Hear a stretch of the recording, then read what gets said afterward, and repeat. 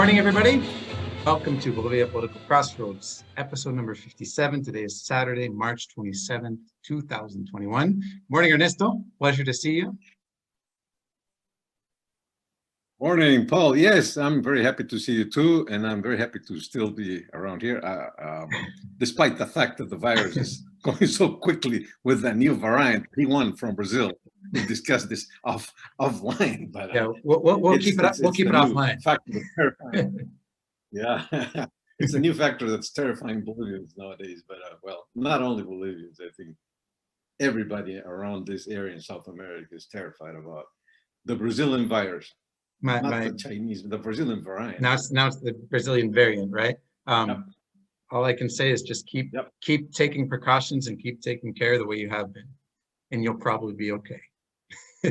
Yeah. Don't get terrified because it could be worse. I think that was very important for our conversation. Yeah. Right. The only thing, excessive worry is only it can only hurt you. Anyway, so I guess what we've decided we're talking about today is revisiting a little bit the subject of whether or not what happened in November of 2019 when Evo Morales resigned could be classified as a coup or not, because it's become very popular. There's two sides to this, right? The pro-Evo and the anti-Evo, or MAS, or however you want to classify it. And the anti-Evo, their slogan nowadays is "Fue golpe." No, sorry, no fue golpe, fue fraude. It wasn't a coup, it was fraud. That's their slogan. And exactly the other side, the pro-Evo or pro-MAS, say "Fue golpe," and basically it was a coup. And so this argument, in what you were just saying off camera or off before we recorded, is that nobody's really ever gone into depth on this in Spanish or in English. It's not that we've seen. People kind of dig in on one side or the other and say yes it was or no it wasn't, but they don't go into the intricacies or technicalities, I guess, of why you would argue one way or the other. And I think it's been a year and 4 months, year and 5 months, where we've had plenty of time to reflect and to even obtain, who knows, new information or perhaps things that might influence or change our perspective on the issue. And so that's kind of what we're going to talk about now, because it's become a hot issue once again with political persecutions and the detentions of Jeanine Añez, her ex-ministers and ex-military and police officers from that time period. And it's become an issue, I think, because they're trying to justify, the government's trying to justify what they're doing. Whether they're doing it through due or legal processes is another matter, but it's definitely become to the forefront again. So I think it's worth revisiting. Your turn. Great. Well, definitely, I think that this debate is a very important debate, because I would have hated, I would have loved that it never came to the table, because it's a rather complicated debate, but because it's handled so irresponsibly that you can very easily reach the wrong conclusions. But it's here. The first victim of this debate is the Minister of Communications, or whatever his post is, Mr. Richter, because he's the victim of the portavoz. Yeah, because he's the first victim, because once before, I presume this was in 2019 or early 2020. It was 5 days after Evo. Said, no, 5 days after Evo, yeah. He said that this was no coup, and now he's saying that it was a coup. So, and in both cases, he's arguing, he has his arguments for it. So there are arguments for everything in life. And I think that this is a very important issue to argument it well and to understand what happened. Okay, I'll kick in the ball and see what happens. Okay. Because I was the the discord voice in the discussion for whenever we did have it. I was the one that was attuned with the quote unquote political right in Bolivia. Because I never liked Evo Morales. I think he was a dictator and he's still a dictator. But whatever happened in October, in my opinion, was a coup d'etat. And in I argue with this point, in fact, and it's whenever people sign a document. In this case, Evo signed a document, which is the document of renouncing, of going away from the presidency of Bolivia. You have to do it out of your free will. Whenever there's no free will, it's a null document. It's a null, because the basis of every act in life, every juridical act in life, is free will. Contracts are based on free will. When you don't have free will and you have somebody pointing at your head with a pistol, and you sign something, that is not free will, and it can be nullified. I don't know if very easily, but it could be nullified. So when Evo resigned, I don't think he was exercising his free will by any means. I think he was at danger, and he felt at least at danger, and he felt that he had to resign, because if he didn't resign, he felt he was going to die. Whether that was true or not, that he was in a real risk, that's a whole different issue. You think if you were able, I don't know, within his most intimate circle, that he would tell you that he feared for his life? It's speculative. I don't think you need to speak with his close people, because if you look at the videos of that resignation, it was very clear. I mean, he was scared to hell, and so was Garcia Linera. You know, they were both, in my opinion. And I think that if anybody sees those videos, I think it's very easy to reach the conclusion, because just think, you know, the love, and that's a wrong term to use, but the love that they have for power was so big that something very, very humongous had to have them sign those resignations. Yeah, but they were not. But just resigned because of a little thing. Here's what I argue against you on that point. Whether it's against his free will, whether he thinks he's in danger or not, is sort of beside the fact. I mean, when you're signing a contract against your will, or as you put it, with a pistol to your head, depends on what kind of contract. In this case, I look at it as like a work contract. Any contract. If you're as a work contract, you're doing a really shitty job, and are the people that you're working for, in this case the Bolivian people, upset and they want you out, then you gotta go. That's against the will. What's that? No, because yeah, I see what your point is. And hold on just a second. There's a second detail here. The second detail is that who's putting in a coup, or like the classic sense of what a coup is, it's a very small group of people organizing or conspiring against you. Correct? You could really. Not necessarily.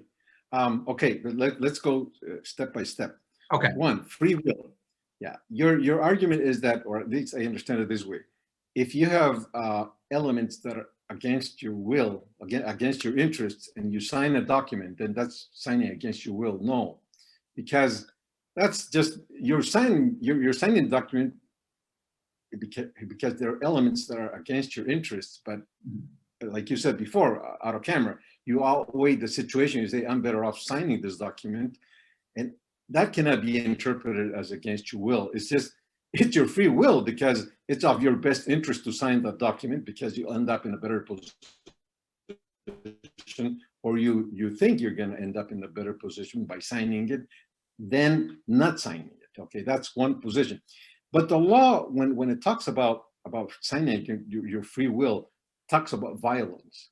And that's when free will is no longer free, when there's violence against you. But that's very usual. But there was no violence against him. In family law. Nobody threatened in family law. But let me finish this. Okay. Oh yeah, there was. Oh yeah, I think there was. There were people in the streets in Plaza that were furious, and people in the streets in Cochabamba that were furious, and I think you have to put yourself in his shoes. And in his shoes, I think the thing was very delicate. That's what he resigned. That's exactly the reason he resigned. Once that armed forces come and say, listen, guy, you know, I really like you. You don't know how much I like you, but I can no longer defend you out in the streets because I'm not willing to kill people because you have to sit in your seat. That's the moment you resign. Because if the armed forces are not willing to defend you, who is against those people? Nobody will defend you. If you don't have the state power with you behind, then there's nobody behind you. And my point is that I'm not defending Evo Morales. I'm defending the fact that this was not a free will expression, because this is exactly what happened in 2003 with Goni Sanchez de Lozada. Goni resigned against his will. You cannot say that was a free will resignation. No, it wasn't a free will resignation, because the armed forces, just like with Evo, it was the same parody. The commander came to Goni's house and he said, listen, Goni, you know, we really like you a lot and we supported you all the time and we defended you a lot until this moment. But we are not going to defend you anymore because we're not willing to go out in the streets and kill people. And it's exactly the same situation, you know. But that's when when the thesis of the government goes to the ground, because the armed forces did not intervene to take power. They intervened because they were not willing to kill people on the streets, which is different than a coup d'etat, where you take where the armed forces come and say, hey, get out of here, you know, because we're going to govern. That was not the case, neither with Goni nor with Evo. So under your definition of a coup, it doesn't matter who takes power afterwards. So it does. Well, hold on. Hold. What I'm saying here is when Goni resigned and fled the country, the next person in the line of succession was Carlos Mesa, correct? And the vice president at that time, and he became president, which is the way it's supposed to go when a president resigns. So, but you'd still call that a coup. Who's committing the coup? What I'm getting at here is that for an act to be considered a coup, at least the way I look at it, is that there'd have to be the installation of a government that doesn't fit within the constitutional parameters. Oh, you don't think the vice president can undertake a coup?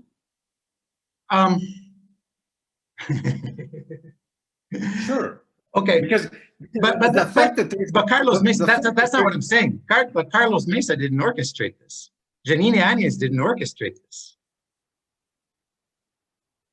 What I'm saying, the people who orchestrate the coup would naturally have the intention of taking power, which is not what happens. Okay, there are the two issues here. One is the will. I don't see the will in the resignation in neither case. So that, to me, that resignation is null because it wasn't done with free will. What happened after that is a whole different issue, because like in the case of Evo Morales, and we'll speak about Goni also because it's important, but with Evo, to me, it's clearer because I remember the facts after what happened. Yeah. Once he resigned, the people, let's not say pititas because that's a very general term because that involves too many people, but the team of Camacho, they, according to the information that I have, they were discussing what to do. They didn't know exactly what to do because I think they were surprised themselves that he resigned so quickly, at least, you know. So this whole thing was not in their plans. They didn't have exactly the plan. They wanted him to leave. That's clear. To that point, that is a coup d'etat because they disturbed the process, the democratic process. Who took power after that was the product of a lack of prevention from their part, because there were two roads. Once, and this comes from people that were inside his insiders. There were two routes they could have taken. One route they could have taken, and this was the route that he himself explained to the people. I don't know if before or after it happened. He said, now, there is going to be a civil gobierno cívico-militar. That's what he said. He said that publicly? Which means it's a transition government. Oh yeah, he did say that. I don't know if he said cívico-militar, but he did say cívico, in terms of he wasn't going to respect the succession of the constitution because they're all masistas. Almost is until you get to number 6 or 7. It doesn't matter, because the masistas were not with him. They were not in his team. Mm-hmm. Jeanine was not in his team. Mm-hmm. So if you undertake a government for a change, generally you would undertake it so your will takes place. So whatever you wanted to happen in a country would happen actually. But if you depose a government and then you let somebody else come in, oh, what's that? Okay, that's my point. Let me be more clear about this. Yeah. The inside team of Camacho had two options. One, to take themselves government and have Camacho be the president. That, of course, would have been rupturing openly the constitution. But then he would have been the leader and he would have called to elections and all that. They were planning on closing the legislature. Uh-huh. That was logical. That was, I'm not for the coup. I understand what you're saying. That for their plan to work, they would have had to done that. In the political sense, that is logical, because supposedly the majority of people wanted him ousted, Evo Morales. So if you leave 2/3 of the legislature with Evo Morales, what was the purpose of doing all this? Right. It was stupid, because you needed those 2/3 to be there. So this team of people, this group of people, were planning on taking over the parliament with this what are they called, this big meetings in the El Cristo? What is it called? The cabildos. Cabildos. Was the cabildos. They were planning on having cabildos in the 9 departments, and in the cabildos, electing people to go to Congress. Oh shit! So they would have a majority there. Yes, it was well thought out. But in the middle came a genius, a political genius, which is Quiroga. And Quiroga intervened and said, no, that we cannot rupture the political, the legal sequence of the presidential succession, because we're not going to receive the support of the international community. Right. So we need to abide by the Constitution and blah, blah, blah. So there was the other group within the Camachistas that sided with the theory of Quiroga, and they said, okay, let's analyze what this means. So they grabbed the Constitution. They didn't know what it meant. Believe me, I know that for a fact. They didn't know exactly what to do. And they started reading, and then the second genius came on, which is his advisor, Quiroga's advisor, which is Vasquez. And Vasquez said, oh, no, wait a minute, this happened in 2003, so let's look at what happened then. And somehow they reached the conclusion that if the president of the Senate would renounce, then that'll go to the vice president. If he renounces, that'll go to the secretary, so on and so forth. And they reached finally a Jeanine, and that was it. But basically what they were trying to do is adapt the new situation to the Constitution and to the legal process, which basically meant leave the 2/3 of the Masistas in power and the legislature. And that was stupid, because politically that was just absolute. They were lucky that the Masistas in Congress were generous in general terms, because they could have really finished with the government in 5 minutes, but they didn't. And this was that was Eva Copa's exam with the Masistas, and I think that's the reason why Eva doesn't like her, because she played along. I share your opinion. I agree on that point. She played along. So if you translate to, that's exactly what happened. I know that for a fact, because I spoke with the people that were insiders and the Camacho team. So in the Camacho team, finally, it won. The legalistic team won, and they tried to adapt circumstances to this, and that's why they called Jeanine, who was not in La Paz, was in Trinidad, in her hammock, just seeing what happened on TV, and she had to get dressed and go to La Paz and take government. That's what she wasn't ready for. She wasn't part of a golpe de Estado. She didn't know about the golpe. She wasn't. She was not in the group of people that decided the political actions during those few days previous to the fall of Evo Morales. I got lost in all this, but basically, he didn't express his free will, Evo Morales, and the coup was done in a very mismanaged way. They didn't know what to do after he went down. Just like Evo didn't want to do when he resigned. He was lost. Well, these guys were also lost because they didn't. If you were doing a coup, you better have your mind clear on what steps you're going to take after that. They didn't have it clear, and the legalistics won, and the legalistics took Bolivia to a very unknown world because this was the world of Jeanine with a Congress that was absolutely against her and a very complicated situation. See, that's what with Goni, sorry, Goni just left, and I don't know if Carlos Mesa was or not part of the insurrection, but the U.S. government was on this because they asked Goni to leave. Yeah, one thing I remember was that Carlos Mesa also very publicly. One of my first memories of being in Bolivia, because I was only in Bolivia for 2 or 3 months when this all went down in 2003, was Carlos Mesa publicly and very emphatically withdrawing his support for Goni, saying, I don't, right? And, but he was not with the intention of, I'm really withdrawing my support so I can become president. I guess what I'm getting at in this whole thing is with a coup, and you just kind of answered the question, at least in support of my argument yourself, is that there has to be organization and intent to take over the government, not just to get rid of a dictator or whoever's in power.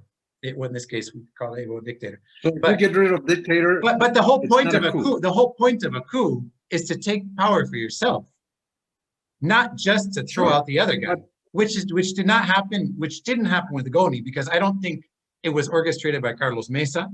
And in the case of Jeanine Añez, it's unquestionable that Jeanine Añez did not orchestrate this, or anybody very close to her, right? And so that's yeah.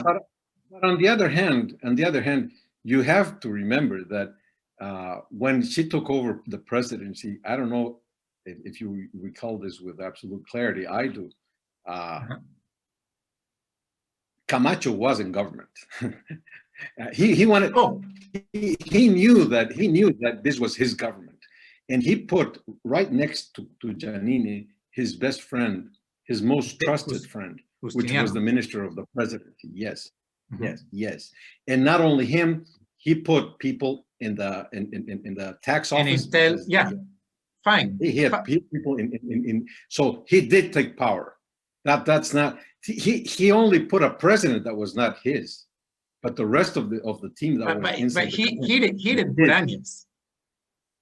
No, but because this was the trick, put Añez, but really govern with the minister of the presidency. Let's call the ministry of the presidency, and because the minister of the presidency didn't last more than a month or two before he was fired.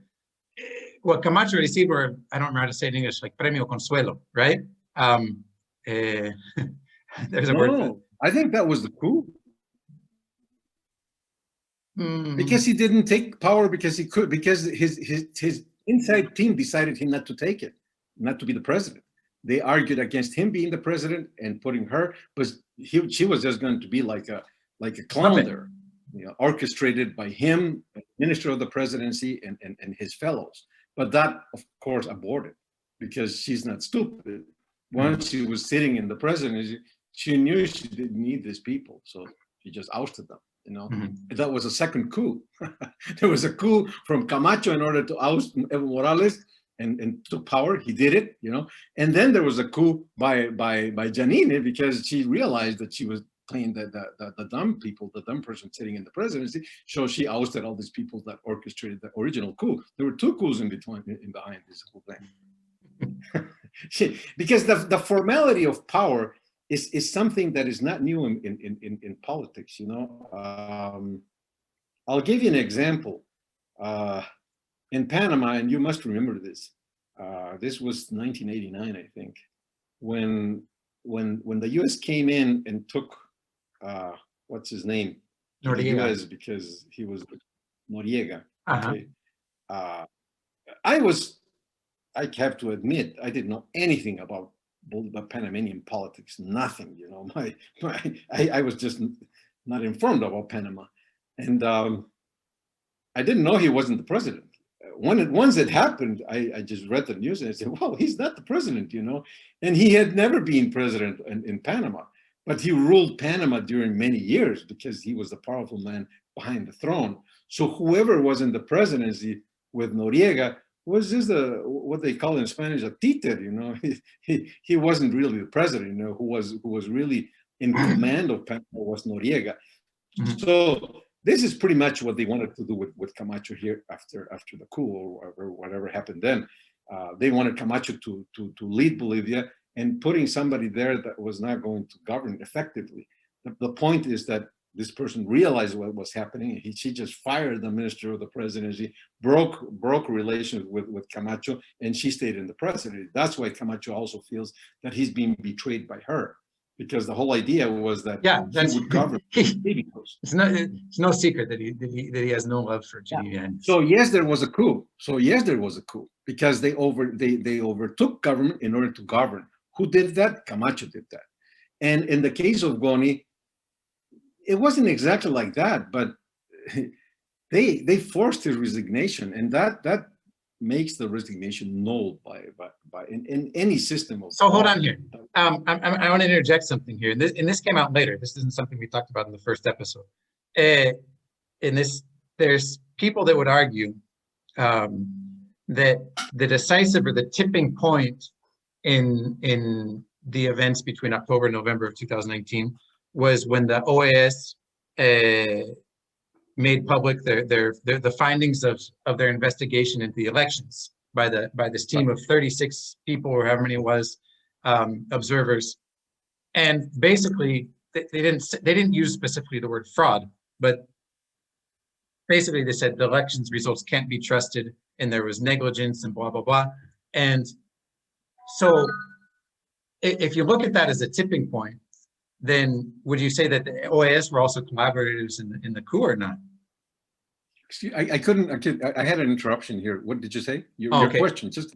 The question is that would you consider the OAS collaborators or participants in the coup? Under the argument that them releasing the report that was so damning to Evo Morales was. No, it's hard to reach that conclusion. It's too forced of a conclusion. But what they were trying to prove, the OAS, was that this was an illegal election, that there was a lot of irregularities in the election. And that was a report in that sense. I don't think the result of that report, it wasn't even indirectly mentioned, you know, that the resignation of the president. I think that, I don't remember the conclusion of that. It was just a very technical thing, you know. We researched this and we reached the conclusion that there were too many irregularities, and that the results of this election cannot be taken for a political reality in Bolivia. That was the conclusion. Yeah. You know, now Bolivians had to decide what to do with regard to this, because don't forget that even Evo Morales asked for that report to come out. You know, he ordered, or he for the report. So the report came. The report card was against him, but it never meant his resignation. I don't think that was the idea of that commission. The commission did whatever they were supposed to do. It lent what I'm getting. It lends legitimacy because it lends legitimacy to the protests of the people that were in the streets. Sure. And Evo wasn't Sure. backing down. Sure. Evo started to back down and say, oh, okay, we can have new elections when it was too late. Too late. You know, there was no. Okay. Let's okay. If you okay, there's an argument here that that is an important argument, I think, that has to be also known by the people who listen to us. Since hundreds of years ago, centuries, I don't recall, I think it was 15th century or so, there was a Spaniard theologian. He was a religious guy. He was a cura, and he was a philosopher. I just can't remember his name right now. But he's very famous because he wrote something that's still standing today in terms of this. He believed that insurrection against the king, when the king was a bad king, was valid. And not only that, because since people do not have the power to overthrow a very powerful king, the international or people away from the kingdom can come and save the people. Okay, that means, Interesting. In today's terms, international intervention, because the people inside the country do not have the power to overthrow these guys. Mm-hmm. This would be applicable to Chile during the epoch of Pinochet, at the time of Pinochet, because mm-hmm. those people couldn't do anything about it. You know, I mean, watch them overthrow the government. Impossible. The guys had all the power, all the strength. Mm-hmm. So impossible. So if there was no international intervention, that would have been impossible. He would still be in power. And in Cuba, it's the same thing. You know, people do not have the arms in order to overthrow this guy. So how can they defend themselves against the king, who is a dictator? So this philosopher said, you know, those two things. One, the people can have the right to insurrect, even if this is against the law of that land. And two, you know, it's valid that international forces, outside forces, come in and help the people, because these people cannot do it by themselves. And I think that is a very interesting argument, and it's very applicable nowadays. Of course, this would turn the world around if you apply it, but it makes whole sense to me, you know, because, man, what do? You know? Now, you'll say, but you're validating the intervention of the CIA in Chile. Well, maybe so, you know, but what I do know is that Pinochet would have still been there if it wasn't for that, you know. Mm-hmm. And the fact that the CIA couldn't do the same thing with Fidel Castro, though, there we are. You know, we're still waiting for somebody to change that regime. And look what's happening in Venezuela. Nobody can touch that because the people inside don't have the power to do it. Guaido has been trying, but trying is not enough. Mm-hmm. And in Nicaragua, it's exactly the same thing. So this is a philosophical position, but it's a very important philosophical, because it's related with human rights. That's why I bring it to the table, because it's not just a philosophy out there. It's you study this when you study human rights, and because it's something defense of human rights. So in that sense, the insurrection in Bolivia during the Evo Morales downfall in 2019 is valid, and it's also valid. It could be applied to the insurrection of 2003 against Goni, although Goni was not an authoritarian president, but people were insurrected because of different. That's the way that the Masistas argue a decree that was approved by Carlos Mesa, when Carlos Mesa exempts the Evo Morales and all these people from any crimes during the 2003 uprising. Yeah, well, the decree says that. It doesn't mention the philosopher, but it does mention the philosophy, you know. Okay. As anything that Carlos Mesa does, you know, he thought about this, you know, and his people thought about this, his legal team thought about this. And when they approved the decree where they exempt the social forces from being in the trial, and the trial only being applicable to Goni and the rest of the people, of the government people then, this is the argument that they expose. They say the people uprose because there were all these factors, and they were fighting for their rights, for the rights of the poor people in Bolivia, blah, blah, blah, blah, blah. So that's the reason that we're going to exempt these leaders from future trials. And that's the reason that they were never involved in the trials. And just think about this. It's the same thing that this government did. Once they got in power, yeah, this government did that. They are exempting from any trial to the people that were involved in Sencat and for the social leaders, because the social leaders always are right, because they're social leaders, because they're leftists, and they always say the truth, and they always defend the truth and defend the poor people. So they couldn't be in a trial. So Evo Morales will never be in a trial because he's always in the good side of history. These are my Fox arguments. I listen every day to Fox radio here in Santa Cruz.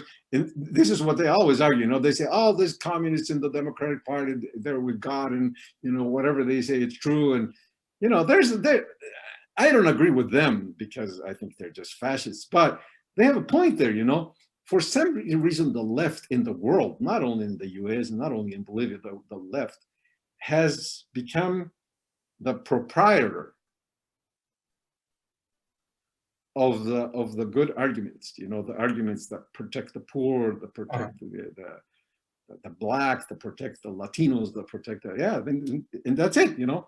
So the same happened in Bolivia, and in Bolivia they're protected because they cannot be in the trials against the 2003 people that also participated in killing people from the anti-Masista citizens. And in 2018, you know that because you were here in Santa Cruz, they killed people here, they killed people in Montero, but no, they cannot be tried because they are the social movements. Yeah, it's a confusing thing, but it's there, and it has it's true. It's backing in this philosopher, you know, that argued these things. It's a complicated matter. I still think there was a coup, but yeah, you're right. You know, there are elements that have to be analyzed in both cases. In the case of Camacho, to me, it's clear that he did want to take government. And I think he did take government for a while until his minister fought with Jeanine. In the case of Carlos Mesa, it's so hard. There would have to be a trial there and see if Carlos Mesa was actually in a conspiring against Goni or not. We will never know that, but it could be that he didn't. He's just clean out of that. But it also be that he was involved in some kind of conspiracy.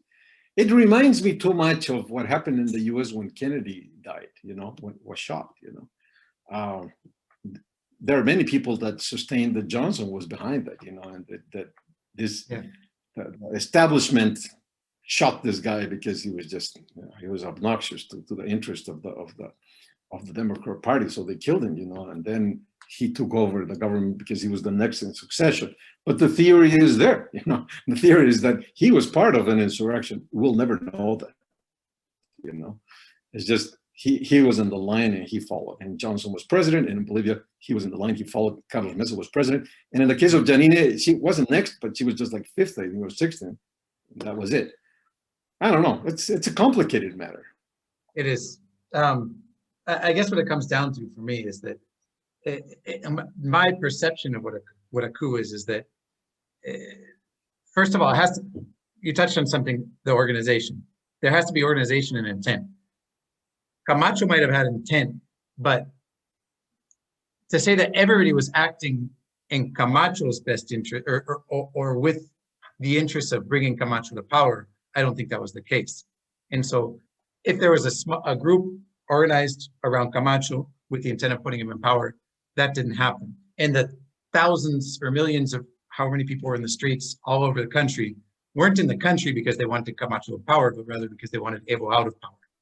And so that comes to my second point, that under my perception of what a coup is that it's not just throwing somebody out, it's also instating a specific person or a specific group or body to govern, which it wasn't Camacho, at least not in the direct sense. Whether he had a pair of ministers in there and somebody in Intel, they were all gone within, they didn't have any real power because they were gone within a matter of weeks because they were idiots. Don't you think that Don't you think that the taping of Camacho, of Pumari, is proof of a coup d'etat? This is exactly what you're saying. Oh, Camacho recorded when he recorded Pumardi When he recorded in Pumari. a meeting. Sure. What's your question? Pumari was asked. That's the proof that there was a coup d'etat, because that's the proof that they wanted to take power. No, Camacho was asking. No. Camacho was. Hold on. Let me finish. Camacho was asking. I mean, Pumari was asking Camacho to give him aduanas. Control of aduanas, the customs. Right. And the only way you can control customs is if you're in power. But that's so. Hold on. Let me stop. They were going to take power, and they knew that the only way. I have to stop you there. I have to stop you. But this was now as candidates for an election. This was not prior to Añez taking office. This was after Añez. And they were candidates, just as Jeanine Añez was a candidate, just as Lucho Arce, Carlos Mesa, etc., Tuto Quiroga. They were one of many candidates. That was between Camacho and Pumardi. Okay, Pumardi. What you're arguing basically there is that, at least the way I take it, is that Pumardi is showing evidence that there was a coup, but he's not. Pumardi has to go through Camacho, and Camacho has to become president in an election where he gets voted in by the popular vote. Yeah, I'm not sure about that, because we would have to listen to the whole thing again. But this was the argument where the giving out positions in government was not only an expectation after an election. It was done immediately after the resignation of Evo Morales. The giving of the ministry of the president of the presidency to the closest friend of Camacho was part of that. And not only that, as you mentioned, there were many. Now I see what you're saying. I'll walk it back a bit, because I understand. What you're basically saying is that this is a whole thing. Pumardi didn't have the. I got it. I understand what you're saying. All this. I get what you're saying now, because the intent or the desire to have control of the aduanas or of the customs was prior. I get it. We should hear the recording, because the argument of Pumari was he needed money because the campaign was very expensive, and he didn't have money. Mm-hmm. That was the main reason why he asked money. That wasn't money for after they would win the presidency in an election. That was for the campaign before the election of the president. He needed money. Yeah, he did that. Just listen to if you have the time, listen, or the people who are listening to us, listen to that recording. He asks money to finance his campaign. I mean, Pumari. And Pumari said, I have no money here. Nobody gives me money. So please give me the aduana. And I think he asked for an amount in cash. But he wanted that amount in cash and that aduana for the campaign. The aduana in the instance that they won to pay back debts generated by the campaign. That's the way I recall it. But anyway. No. It was for financing the campaign. Yeah. Clear, but facts are more important, because he did take over and he put his people, the trusted people, in government. That's a coup. Okay. In your definition. And I think that's a good definition, because he did take power, you know. Yeah, because I don't think a coup necessarily means that you have to take power. Okay, I'll pose you. Well, then it's just a rebellion, because a rebellion question. A rebellion is getting somebody out, right? Yeah, but with an intent of putting somebody in. Well, then that's a coup. That's a coup. Well, but it always happens that way, because if you erase this guy, then what? Do you think people would have been happy for him to resign and leave Garcia Linera as president? I think people? No, I don't. Yeah, no. The whole idea was the Masistas to leave. That was the whole idea. And that was the whole idea, not only of the people in the streets, that was the whole idea of Camacho. Because they knew they wouldn't win anything if Garcia Linera would have stayed as president. That was a non-win situation. So yeah, they wanted to oust him, and they wanted to put somebody else. And yeah, there are tapes about Camacho talking about that somebody else being a civic government. I think it did say civic military government, but even if it doesn't say civic military government, it does say civic, that's for sure. And that means not Jeanine, because the civics are them. The civics are the people who are from the Comité Cívicos. And that was definitely said in that nation. I want to end this on a question, food for thought.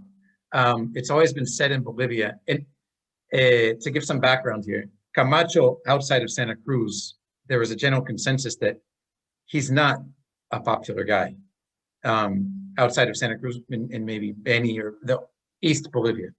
Right. And it's also generally there's a saying in Bolivia that you topple a government in La Paz, not in Cochabamba or in Santa Cruz or in Pando or wherever, right? To topple a government, you do it from La Paz. And so the question I'm asking here is— They're wrong saying. I can show you cases in which that wasn't true, but it doesn't matter at this point. Yeah. Okay, but it's just, it's what people say. You have to go to La Paz to topple a government, right? And so the point being, and the question I'm asking you can answer it or you can leave it open if you want. We've got 2 more minutes. The question is was Evo Morales toppled by Santa Cruz? No, because the true yes and no. Santa Cruz is very powerful. He's a new player in politics in Bolivia. That we must understand. This could have never happened 10 years or 20 years ago because Santa Cruz was much smaller, politically less important, and economically less important. Today, it's a very important place. So yes, Santa Cruz can change governments, I think, nowadays. But it wasn't only Santa Cruz. It was Santa Cruz and also La Paz, because in La Paz, many people went out to the streets. Yeah. Okay, that's fact. But it was both of them, I think. And also, not only La Paz and Santa Cruz, Potosí and many other places were in the uprising. Yeah, that's it.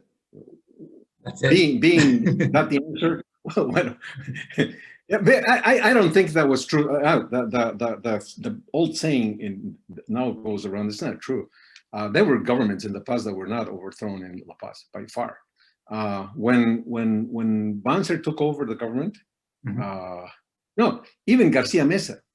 This is later in the 1980. Garcia Mesa took over from Trinidad.